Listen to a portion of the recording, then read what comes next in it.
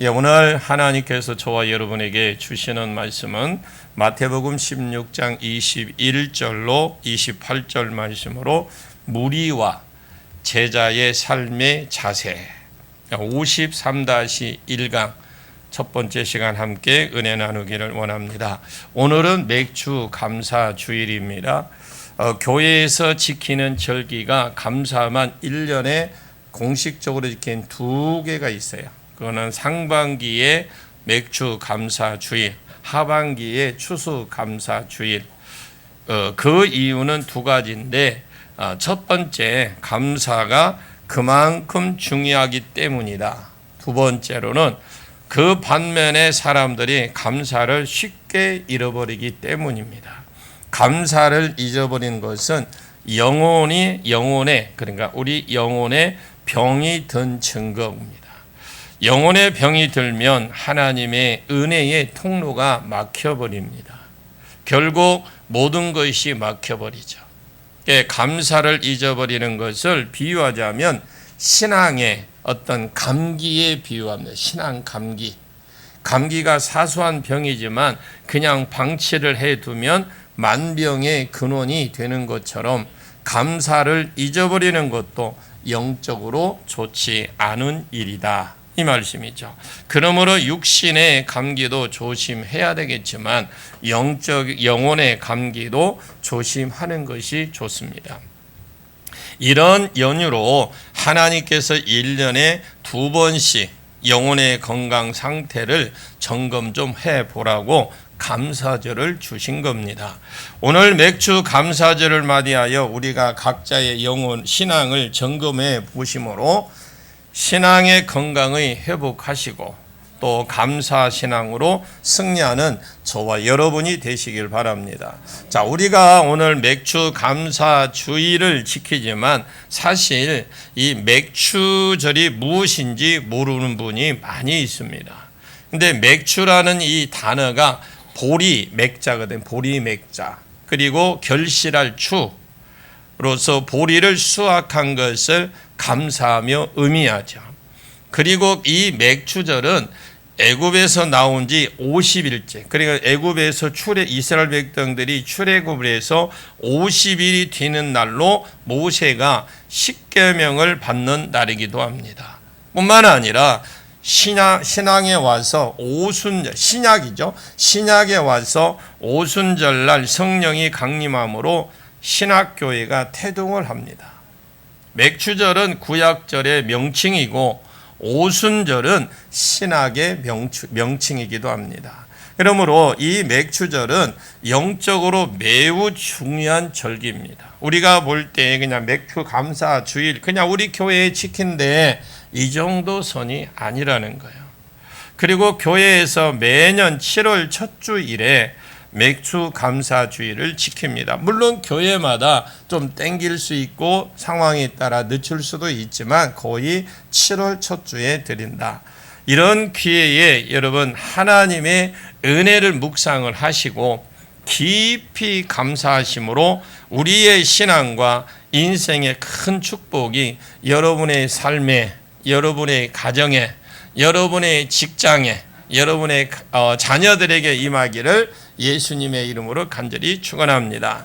자, 오늘 본문으로 돌아가서 무리와 제자의 차이가 지난주 시간에 무리는 신앙 고백이 없다라고 되어 있고 영생이 예수님이 누구냐? 그러면 아는 데서 나오는 것이죠. 그래서 영생은 유일하신 참 하나님과 그가 보내신 자 예수 그리스도를 아는 것에서 영생이 얻습니다.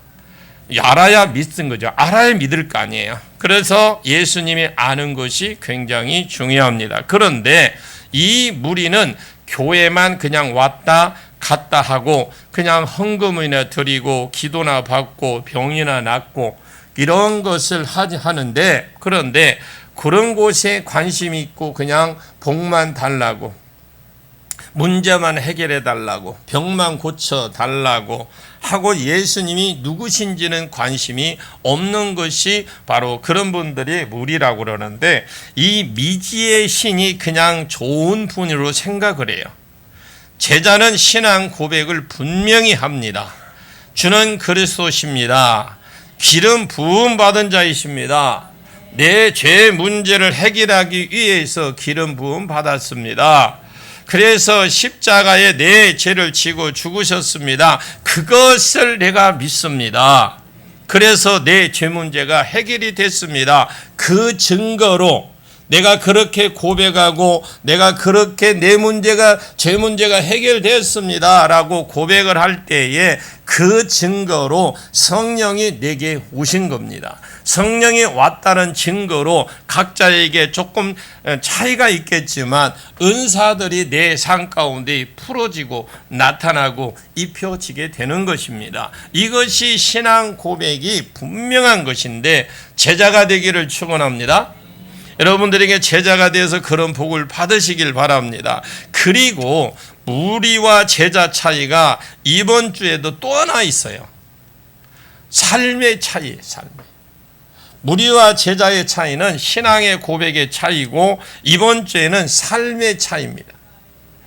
무리는 두 가지 삶이 있습니다. 제자는 두 가지 삶이 있어요.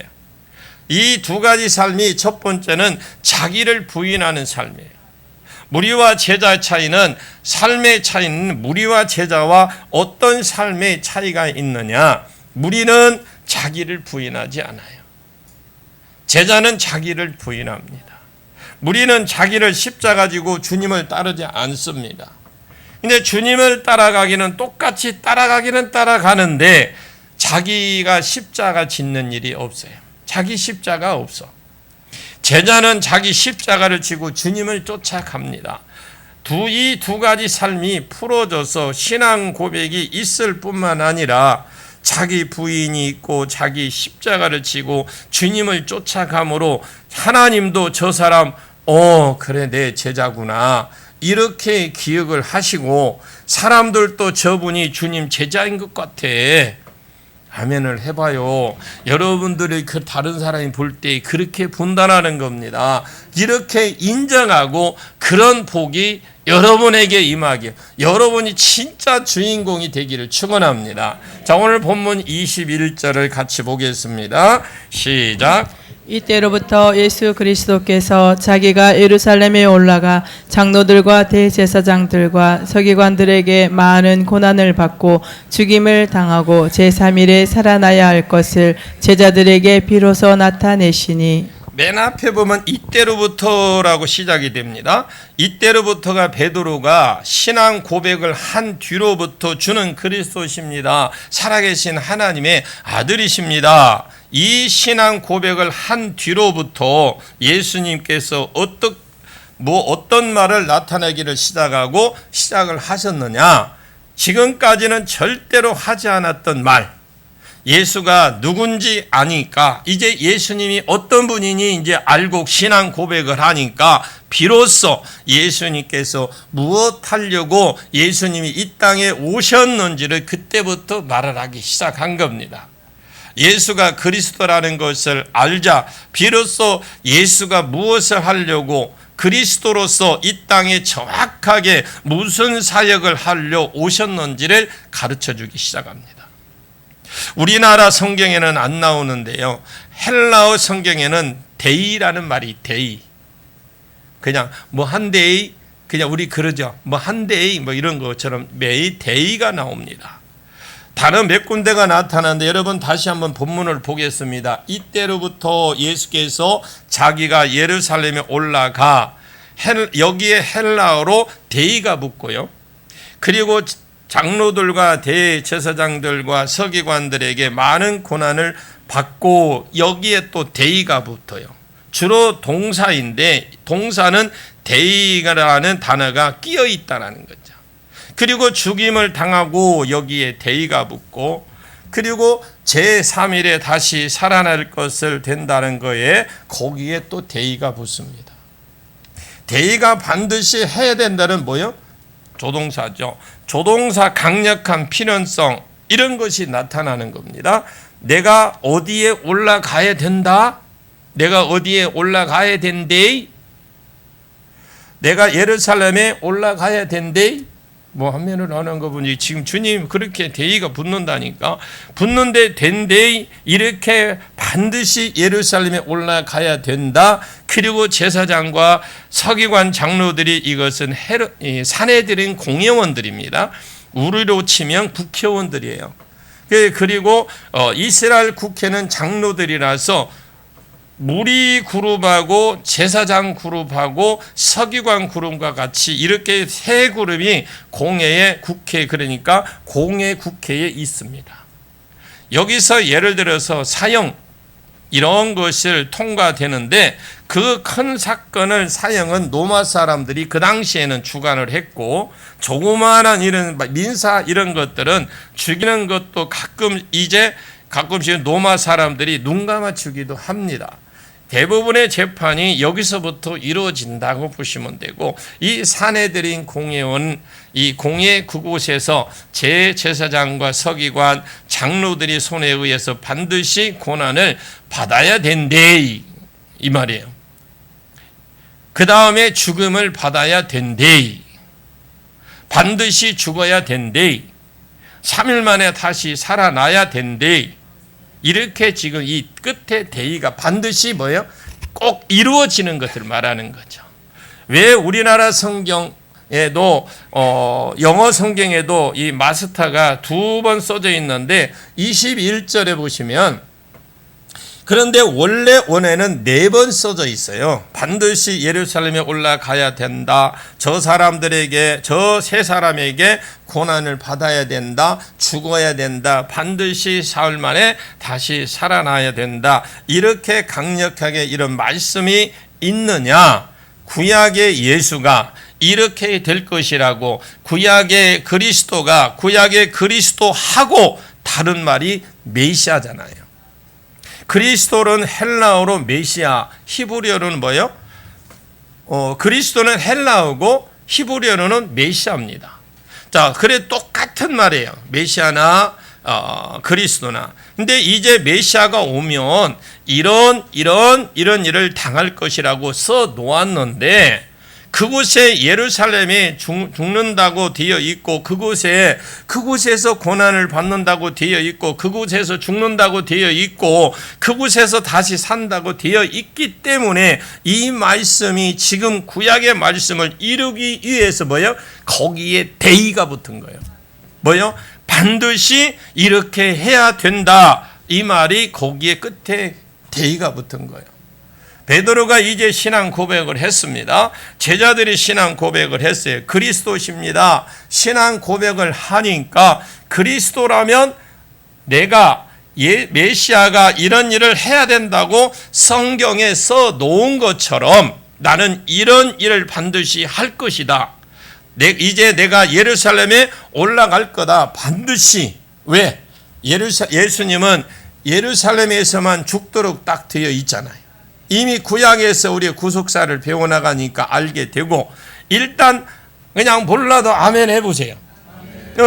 왜 예루살렘에 죽어야 되느냐? 창세기 22장에 여호와 이레라는 말이 나와요. 여호와 이레라는 말은 준비하신다라는 말씀이에요. 여러분, 아브라함의 명령을 받았습니다. 너 하나밖에 없는 독자 이삭을 가지고 저 모리아 산에 가서 그 아들을 번제로 드려라. 아브라함이 네, 알겠습니다. 이러고 쫓아갔어요. 산에 올라가는데 아들에게 나무만 짊어지고 자기는 불과 칼을 들고 산으로 갑니다. 올라가는 길에 아들이 이렇게 물었습니다. 아버지, 왜 여기 번제할 나무는 있는데, 불도 있는데, 칼도 있는데 왜 번제할 어린 양이 어디 있습니까? 이렇게 물으니까, 그러니까 너다 이렇게 안 하고, 그렇게 하기가 좀 곤란하잖아요. 그럼 얘가 나무 버리고 도망가니까, 갈 우려성이 있으니까. 그러니까 하나님께서 준비하신다. 이렇게 하고 같이 올라간 겁니다. 이제 그렇게 결박을 해서 번제물을 죽이려고 딱 하는데 하나님이 급하셔서 아브라함아 부르신 겁니다. 이제 내가 나를 사랑하는 것을 이제 알겠으니까 너 그만하고 그 아이들 죽이지 마라, 그만해라. 그때쯤 옆에서 보니까 소리가 들리는 겁니다. 수양 한 마리가 뿔에 이렇게 걸려서 부시럭부시럭하고 오도 가도 못하는 양이 보인 거예요. 아멘을 안 하니까 이를 여러분 순종해 보십시오. 눈 감지 말고 저를 한번 내가 진짜 잘 통닭 이게 튀긴 통닭이다 생각하고 먹음직스러운 통닭이다 생각하고 딱 뚫어지라고 쳐다보셔요. 와서 내가 확 가서 뜯어먹을 것이 생각하고 딱 저를 쳐다보셔야 돼. 눈 지그시 감고 듣는 거 여러분 그거 습관 들이면 나중에 진짜 맷돌 돌려. 맷돌이 뭔지 아시죠? 이를 뿌득뿌득 갈면서 주무신단 말이에요. 네가 나를 사랑하는 줄 알았다는 거예요. 여러분 그런 사랑 하나님 앞에 받아야죠.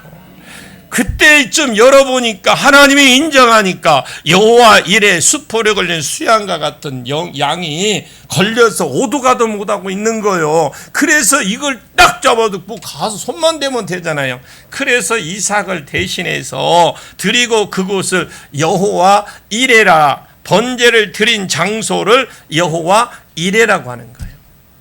그것을 해석해 놓았는데 보면 여호와께서 여호와의 산에서 준비되리라 이렇게 되어 있고, 여호와의 산에서 준비되었다가 아니고 준비되리라.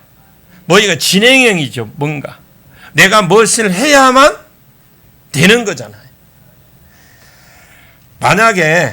만약입니다.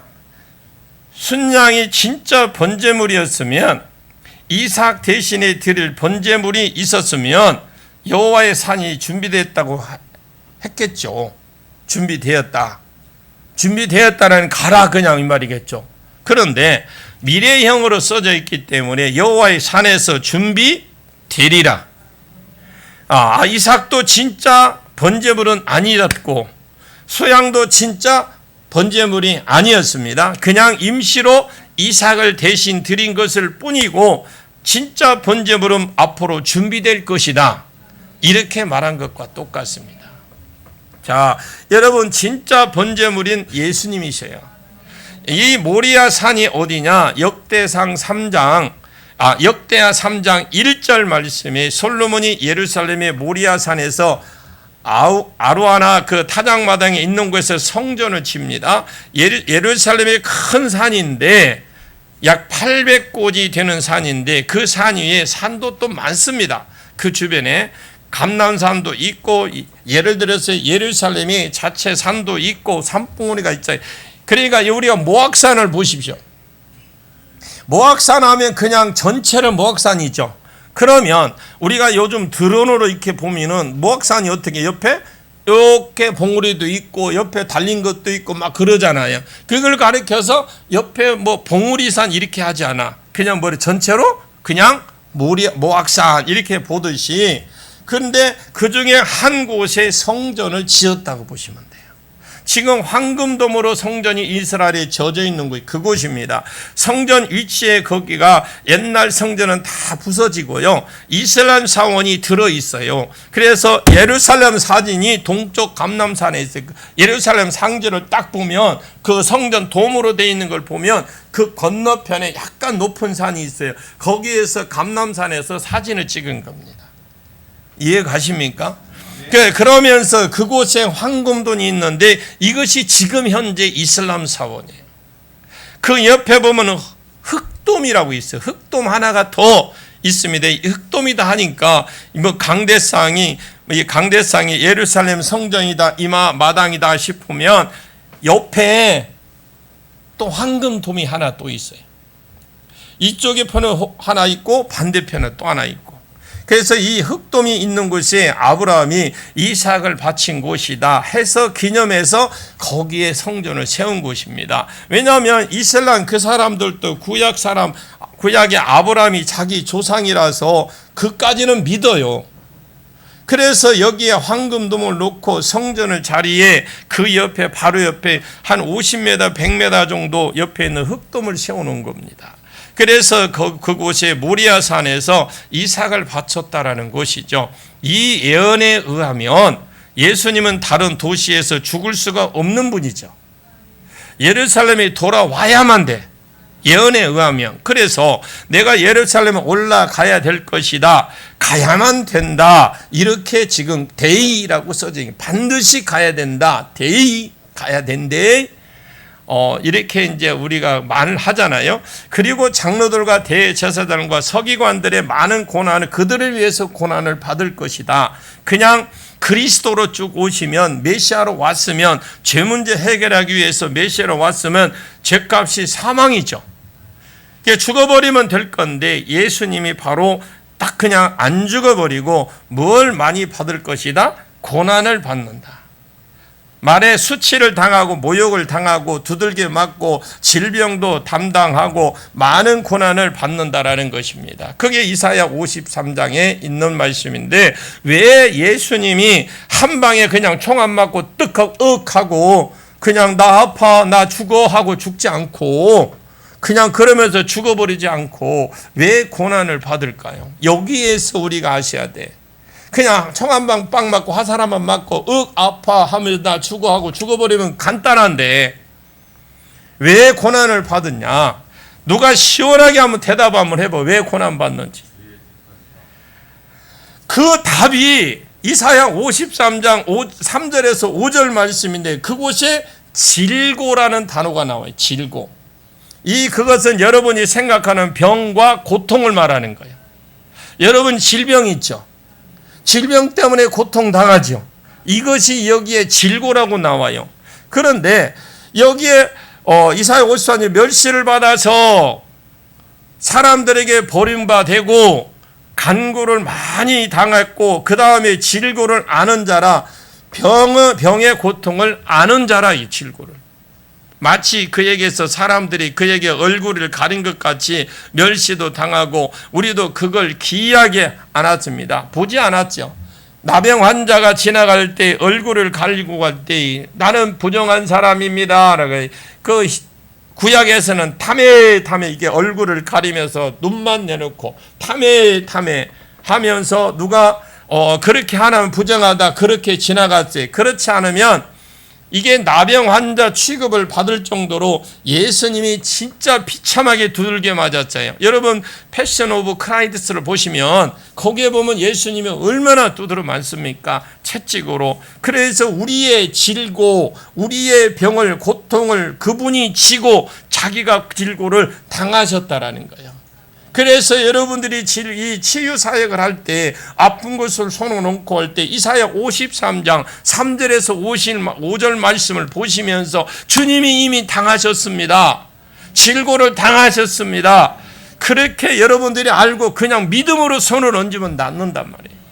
우리의 슬픔을 당하였거늘 우리는 생각하기는 그는 징벌을 받아 하나님께 맞으면 고난 당한다.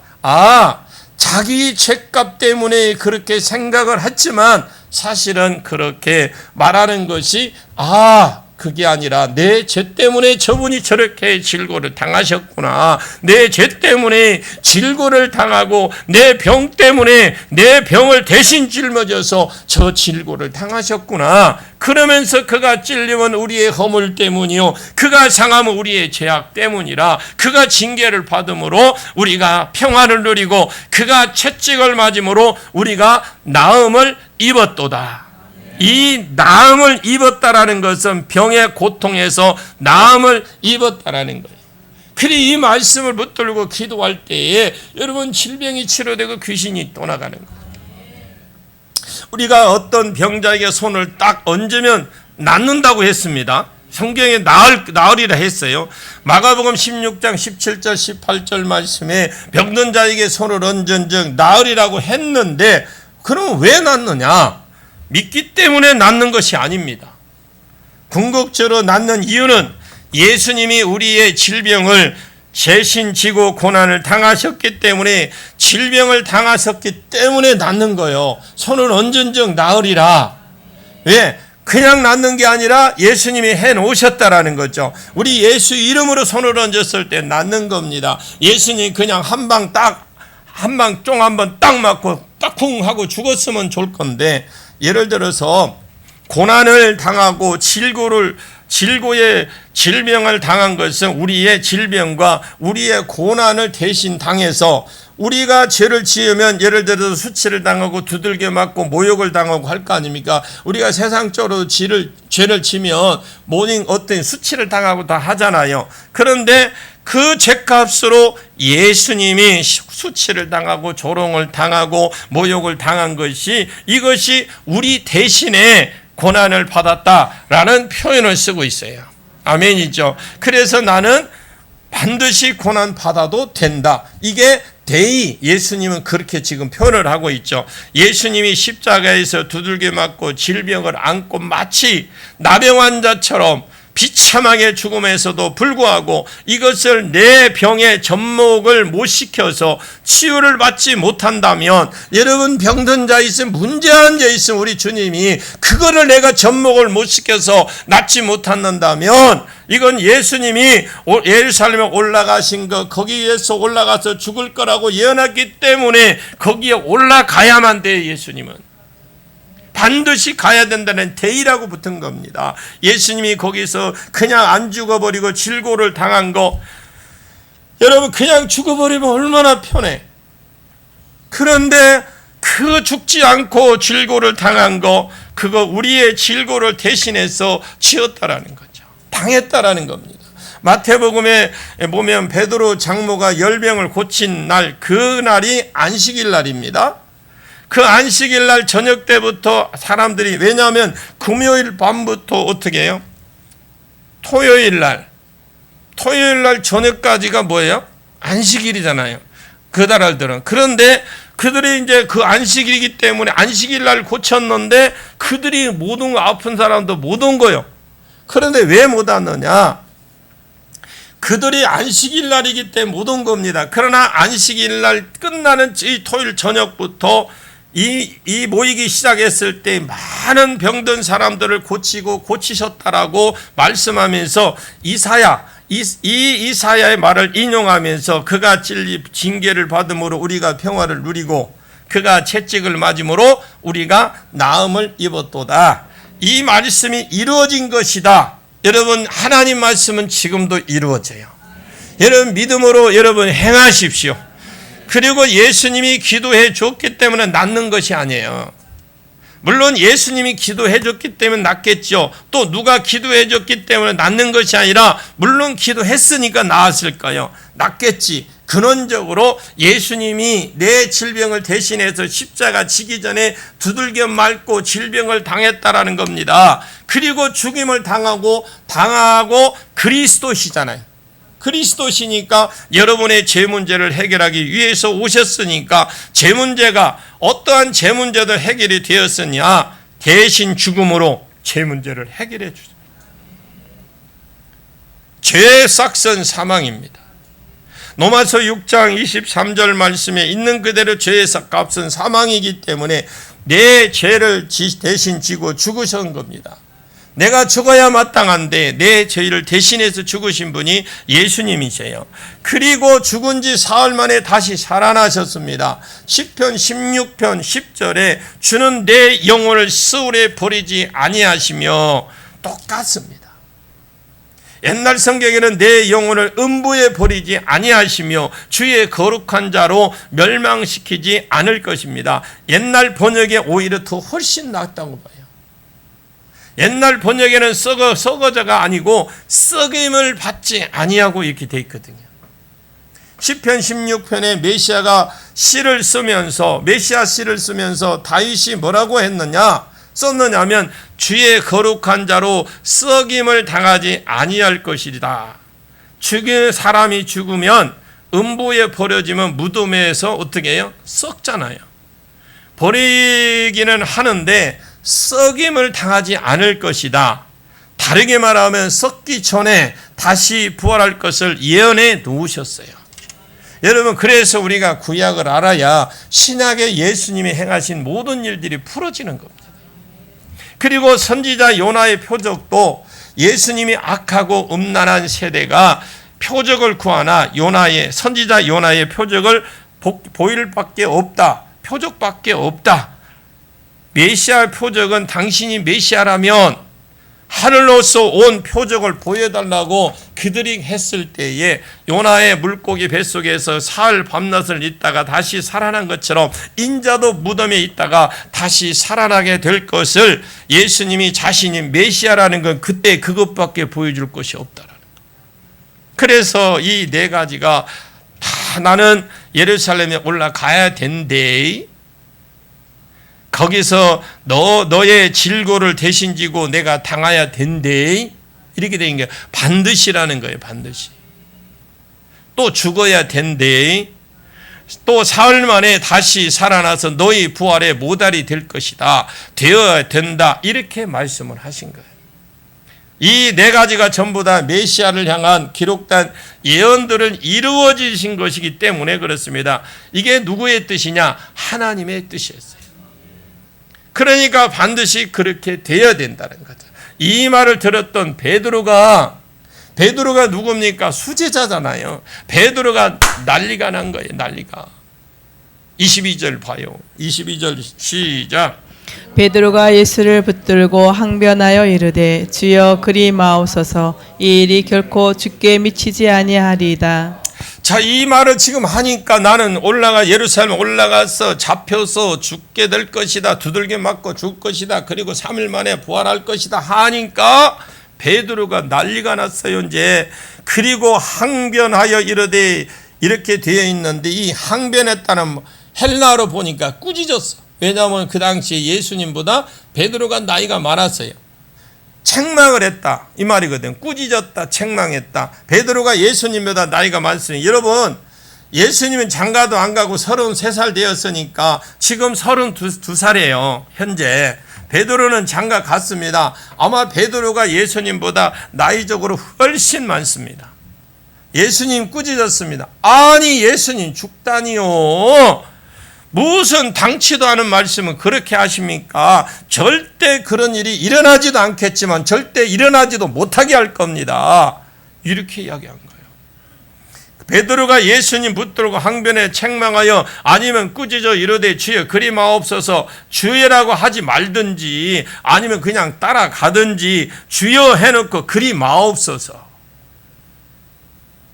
이게 함께 붙어야 된다는 말이 아닙니다. 주여라는 말은 주님이시여 이 말인데 주인님 그렇게 하지 마세요. 어디를 가십니까? 베드로가 사도행전 10장 9절 말씀에 부정한 고기를 먹으라고 했을 때에 주여 그리할 수 없습니다. 이건 아주 상습범이에요. 그런데 이런 것이 많습니다. 우리가 기도할 때 주여 이렇게 해놓고 그렇게 하시면 안 된다는 말을 합니다. 자기 생각하고 틀린다고 베드로가 예수님을 붙들고 항변에 꾸짖어 이르되 주여 그리 마옵소서. 이런 일이 결코 일어나서도 안 되겠지만 일어나지도 않게 할 겁니다. 예루살렘에 올라가야 된대. 거기서 내가 고난을 당해야 된대. 거기서 죽어야 된대. 사흘 만에 다시 살아나야 된대. 예수님이 강조하기 위해서 반드시 거기에 반드시 해야 된대라고 붙였는데 써놓았는데 이 베드로는 이 네 가지 일이 결코 뭐예요? 일어나지 않게 하겠다라는 거예요. 일어나서도 안 된다라는 거예요. 베드로는. 이 둘이 만만치 않습니다. 두 분이 지금 예수님과 베드로가 지금 만만치 않아. 하나는 반드시 내가 해야 된다. 베드로는 절대 못합니다. 왜? 이제 이런 일이 생기느냐? 좀 배경을 좀 아셔야 되겠죠. 우리는 구약의 메시아에 대한 예언을 쭉 있습니다. 예언들이. 메시아가 구약에 보면 이런 이렇게 올 것이다. 이렇게 이런 일이 날 거다. 메시아라는 사람이 나타나면 누가냐? 병력 그 3대 사역이 있는데 안진병이가 일어서고 못 듣는 자가 듣고 보지 못하는 자가 보고 말 못하는 자가 말한다. 죽은 자가 살아난다. 그러면 이 사람이 메시아다. 그가 구원자다. 이 구약에 써놓은 게 그걸 써놓은 거예요. 그런데 이것을 많은 게 나는 처녀의 예수님이 어디서 나타나느냐? 예수님은 태어나는 건 처녀의 몸에서 난다. 유다 베들레헴에서 날 것이다. 예수님은 딱 그리스도 사역에 대해서 그런 예언을 하는 것을 보면서 두 가지가 좀 예언이 있습니다. 하나는 이사야 53장, 하나는 시편 22편이에요. 이런 데서 나오는 메시아가 고난받는 것에 써놓았거든요. 시편 20편에도 예를 들어서 내 혀가 입천장에 붙었다, 이런 것들, 그리고 수족이 찔릴 것이다, 이런 것들, 고난받는 메시아에 대해서 시편 20편에도 써놨어요. 이사야 53장에도 방금 한 것처럼 그가 찔림은 있을 것이다, 그래 고난받는 메시아에 대해서 쭉 예언을 한 데가 있는 데가, 반면에 또 다니엘서 2장에 가보시면, 또 그리고 다니엘서 7장에 이런 곳을 읽어보시면 메시아에 대한 예언인데, 거기에 보면 메시아가 세상 나라를 깨부시고 말하는 건 뜨인도를 말해요. 이 다니엘서 2장을 보시면 금머리, 은가슴, 노빼, 철다리, 그런데 뜨인돌이 날아와서 금, 은 다 부숴버리고 돌의 세상이 될 것이다. 이것은 우리가 보기에 초림 예수가 아니고 재림 예수에 대한 말이거든요. 이 재림 예수에 대한 이야기가 이 다니엘서 7장에 나와. 예수가 구름 타고 인자가 구름 타고 천사들과 함께 심판을 베푸시는 내용들이 나오거든요.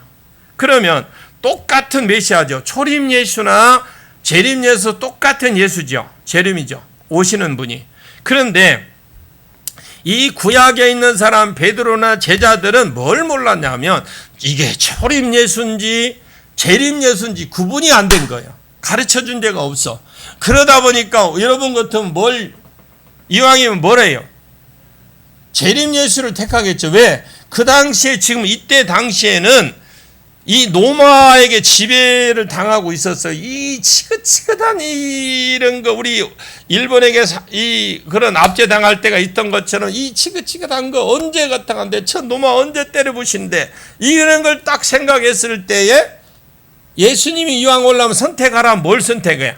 재림 예수를 와서 저 노마를 깨부수고 우리가 고생 끝 행복 시작을 해야 되잖아요. 그런데 이 메시아 된 거 써놓은 것이 없어요. 그런데 우리는 이것이 구별이 되죠. 우리는 구별이 돼. 왜? 구약과 신약이 성경이 구분을 해놨으니까. 왜냐하면 우리는 이미 2000년 전에 초림 예수가 왔다, 가신 것을 알고 성경에 통해서 압니다. 그리고 재림 예수는 앞으로 와야 되는데 그분이 재림 예수가 심판주로 오실 것이다, 성경을 통해서 우리는 알아요. 그래 우리는 초림 예수와 재림 예수 중간에 딱 끼어 있어서 이것 보고 이기 때문에 다 알잖아요. 이것도 보고 이것도 봤기 때문에. 근데 구약의 이스라엘 사람들은 이쪽에 보니까 초림 예수인데 말인데 저거 재림 예수 말인데 이거 구분이 안 되는 거예요. 그래서 우리가 뭐를 해야 되겠습니까? 우리도 성경을 알아야 되겠죠. 그래서 구약의 백성은 어디 그렇게 됐는데 구분이 안 되니까 우리는 서서 또 보니까 구별이 안 되는, 우리는 중간에서 초림 예수를 말하구나, 이것은 재림 예수를 말하구나, 고난받는 초림 예수네, 왕으로 다스린 재림 예수시네, 아이고 마국간에서 마국간에 태어난 초림 예수네, 이걸 우리는 알아요. 보좌에 앉아 계시네, 이거 재림 예수구만, 구별이 돼요. 근데 구약 사람들은 전부 다 오시기 전의 말씀이기 때문에 이것이 초림 예수 안 써놓았기 때문에 도대체 무엇이 진짜 메시아인지 그리고 예언인지 두 개가 딱 대조가 되니까 헷갈린 거예요. 따라합니다. 헷갈렸다. 한번 해봐요. 헷갈렸어요. 누가? 구약 사람들은. 우리는 다 구분이 됩니다. 그래서 어떻게 했느냐?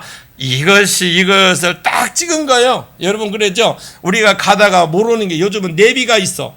내비가 있어서 괜찮지. 옛날에 가서 길이 3개가 나왔다, 2개가 나왔다, 몰라. 그러면 어떻게 했어요, 여러분? 이렇게 했죠? 이게 그때 찍은 거야. 하나 찍은 거예요, 찍은 거. 여러분 생각하면 똑같이 찍을 거 아닙니까? 근데 다윗처럼 다윗이 어떠냐면, 다윗이 왕으로 오셔서 세상 나라를 깨부시고 온 세상을 이스라엘에 시킬 것을 그런 메시아를 본 거예요. 지금 노마의 속국에 있고요. 그러니까 노마를 깨부수고 이스라엘의 세계의 강국으로 되어서, 그러면서 이 제자들이 자기들도 한 자리 하려고 하나는 자의정 우의정 하려고. 왜냐하면 다윗이 메시아의 전형적인 모델이거든요. 다윗이 왕이 되기 전에 옆에 있었던 아둘람 공동체가 있다는 주로 걸뱅이들, 환난을 당한 자, 마음에 원통한 자, 빚진 자들 중심으로 600명이 그 자리들 주변에 아둘람 공동체에 모였어요. 그 나중에 이 사람들이 다윗의 왕국의 측근들이 된 거거든요. 그래서 예수님하고 지금 상황이 비슷해. 지금 제자들은 뱃사람 몇 명하고 세리들 몇 사람하고 이렇게 모아놓고 우르르 지금 끌고 다니는데, 자기들도 나중에 예수님이 한자리 하시면 자기들은 옆에서 하나는 자의정 우의정 하고 꿈꾸고 예루살렘에 갈 수 있도록 서로 누가 크냐, 갈 때도 막 야 누가 크냐, 이왕 우리가 예수님 복잡하니까 우리가 가기 전에 우리가 서열을 정해놓자 해서 저기들끼리 싸우고 그래요. 제자들의 메시아관이 그런 겁니다. 여러분, 지금 우리가 여기 앉아 있지만 여러분 메시아 관이 어떤 겁니까? 여러분들이 딱 틀을 정해놓고 내가 믿는 예수는 딱 여기에 해놓고 꼼짝달싹도 안 해. 그래도 이 제자들도 그런 겁니다. 메시아 관이 딱 있어. 달랐어요. 메시아 관이. 이 두 개의 메시아 관 중에 하나를 찍는다고 치면 지금 상황이 달라졌을 거예요.